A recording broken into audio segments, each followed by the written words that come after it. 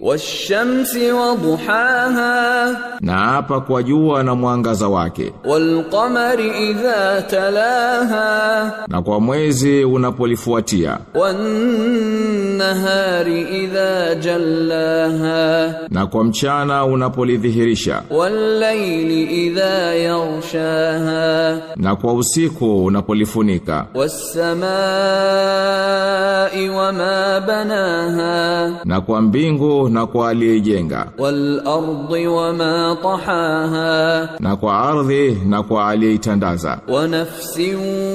وما سواها na kwa nafsi na kwa aliyeitengeneza فألهمها فجورها وتقواها kisha akaifahamisha uovu wake na wema wake قد أفلح من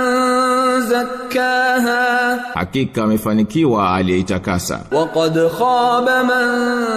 دساها na hakika amehasiri aliyeiviza كذبت ثمود بطغواها kina Thamudi walikadhibisha kwa sababu ya upotofu wao إذ انبعث أشقاها aliposimama mmovu wao mkubwa فقال لهم رسول الله ناقة الله وسقياها hapo mtume wa Mwenyezi Mungu alipowaambia huyu ni ngamia wa Mwenyezi Mungu mwacheni anywe maji fungu lake فكذبوه فعقروها فدمدم عليهم ربهم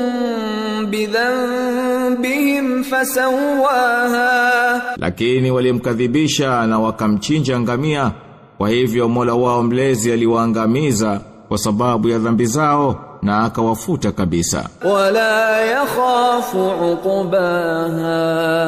wala yeye haogopi matokeo yake